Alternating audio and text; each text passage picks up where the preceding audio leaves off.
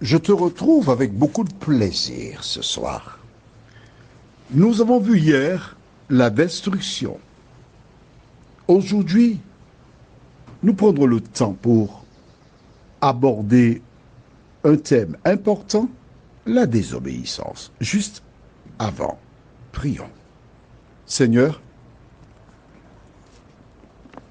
cet esprit, nous tournons une fois de plus nos regards vers toi. Affamés, recherchant la vérité. Nous te demandons de nous aider à comprendre et mettre en pratique la parole, car sans toi, nous ne pouvons rien faire. Cette grâce, nous te la réclamons au nom de Jésus et pour ta gloire éternelle. Amen. Rappelle-toi, nous avons vu hier que Dieu a donné un ordre à Saül d'aller détruire Amalek. Oh oui, jusqu'à présent, tu n'es pas totalement convaincu. Tu parles de Dieu, un Dieu qui a amour, quand même les nourrissons, les bébés. Pourquoi les tuer? Pourquoi les mettre à mort? Je comprends ta révolte. Je vais même te dire plus. J'ai eu la même attitude que toi. Mais oui, je ne connaissais pas. Toute personne rationnelle a la même réaction. Mais nous allons voir quelque chose qui va t'aider à comprendre. La désobéissance. Nous lisons au livre de Jonas, chapitre 1er, les versets 1 et 2. La parole de l'Éternel fut adressée à Jonas, fils d'Amittai, en ces mots. Lève-toi, va à Ninive, la grande ville, et crie contre elle, car sa méchanceté est montée jusqu'à moi. Les gens de Ninive étaient méchants, à l'évidence. Mais ils étaient si méchants que Dieu donne une idée à ce prophète Jonas parce qu'ils ont dépassé les bornes, la norme, tout ce que tu veux. Aux Antilles, nous avons un proverbe où on dit « l'eau dépasse farine ». C'est-à-dire, on va faire par exemple un pain au beurre, on met de la farine, mais on met plus d'eau qu'il faut. Alors, il faut ajouter d'autres farines, ce qui change les plans. Là, ils ont été très loin. Que fait Dieu? Dieu appelle un prophète pour qu'il aille à Ninive. Vois-tu, Dieu ne frappe pas. Dieu, il parle, il essaie de faire passer le message pour que tu abandonnes ta voie. Et quand Jonas entend cela, que fait-il? Dieu a dit d'aller à Ninive. Qu'a-t-il fait? Lisons les versets 3 jusqu'au verset 12. Et Jonas se leva pour s'enfuir à Tarsis, loin de la face de l'Éternel. Il descendit à Jaffo, et il trouva un navire qui allait à Tarsis. Il paya le prix du transport et s'embarqua pour aller avec les passagers à Tarsis, loin de la face de l'Éternel.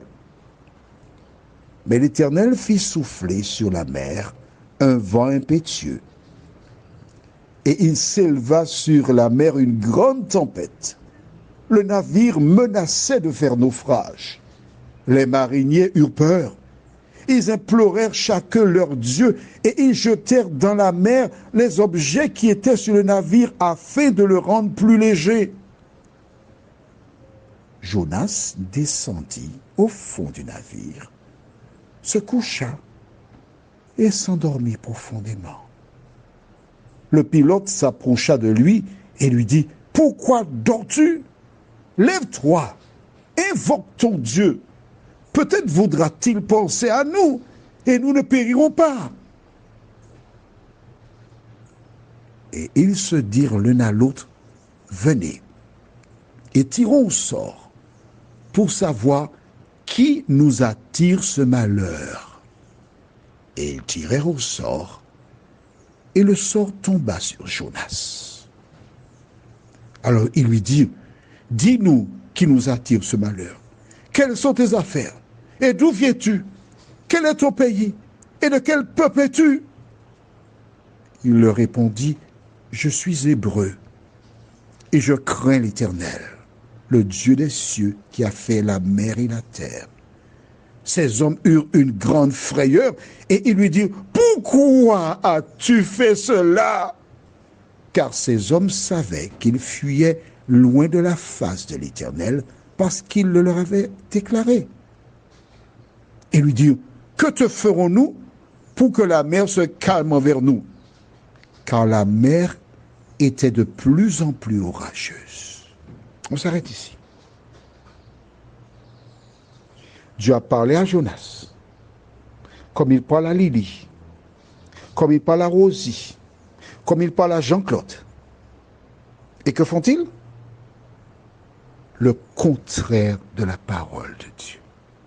Tu as bien vu, j'ai mis Lily, Rosie et Jean-Claude sur le même pied d'égalité. Ce sont des humains, ce sont des pécheurs. L'un est meilleur que l'autre. On est tous dans le même bateau. Mais les trois se battent pour être sauvés. Jonas ne veut pas aller à Ninive. Pourquoi? Parce qu'il sait qu'il ira dire aux gens, repentez-vous, parce que Dieu détruira Ninive et que Dieu ne fera rien. Il ne veut pas être ridicule, il dit non, je ne vais pas. Il descend au port, et si tu ne connais pas la Martinique, il y a deux extrémités, Grand-Rivière et Sainte-Anne. On dit que Dieu dit à Jonas d'aller à Grand-Rivière. Il descend, il prend le bateau qui l'emmène à Sainte-Anne, à l'opposé. Je ne veux pas aller. Mais quand je lis cette histoire, ce récit du moins, je ris. On peut même penser que je suis fou. Tu sais pourquoi je ris? Tu es chez toi, tu ne veux pas aller. Tu n'as qu'à rester chez toi. Mais qu'est-ce que tu vas aller prendre un bateau pour aller vers Sainte-Anne? Et là, le Seigneur, il est partout. Voici donc les maris qui ont peur, qui jettent à la mer des choses pour rendre le bateau plus léger. Et que fait Jonas? Il dort profondément. Aujourd'hui, ce monde passe par des turbulences. Ce monde passe vers des moments difficiles, car bientôt Jésus va revenir. Mais que font les chrétiens? Que font les personnes qui connaissent le message? Ils font comme Jonas. Ils dorment profondément. Note que ces personnes ont contacté leur Dieu. Rien à faire. Ils ont tiré au sort et le sort tombe sur Jonas. C'est pourquoi dans mon porte-monnaie, j'ai deux petits bouts de papier, oui et non. Quand j'ai des décisions importantes à prendre, je prends mes deux bouts de papier et je tire au sort. Le sort tombe sur Jonas. Attends, c'est toi? Pourquoi? Qu'est-ce que tu as fait? Dis-nous ce que tu as fait. Et quand il dit, on lui pose une question, mais pourquoi tu as désobéi à Dieu? Et je te pose la question, toi qui m'écoutes là ce soir, pourquoi tu n'obéis pas à la parole de Dieu? Pourquoi Saül n'a-t-il pas obéi à la parole de Dieu? C'est ce qu'on va voir. D'accord? Tu vas lire, non? Attends-moi. Bien. Il dit, jetez-moi à la mer. Qui le lui a dit?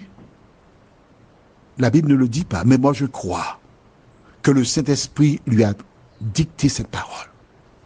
La cause. Ce monde est sans dessus-dessous. Et Jésus-Christ est venu, il est mort pour sauver celles et ceux qui l'ont accepté pour sauveur personnel. La Jonas est un type de Jésus. Car c'est en le jetant dans la mer que cette dernière deviendra calme et des vies seront sauvées. Et c'est ce qui s'est passé. Le récit est beau. Je t'invite à continuer de le lire, et puis on en reparlera. Du reste, demain, si Dieu nous prête vie, nous continuerons ce même thème avec Jonas. Je voudrais te montrer quelque chose de très important. En attendant, que le Saint-Esprit, qui nous a guidés tout au long de cette lecture, qu'il conserve ses paroles dans nos cœurs et dans nos vies. Que nous puissions obéir et mettre en pratique la parole de Dieu en lui faisant confiance. Et que le sang de Jésus qui nous lave de nos péchés nous permette un jour d'hériter la vie éternelle. Je te souhaite une bonne nuit sous le regard de Dieu.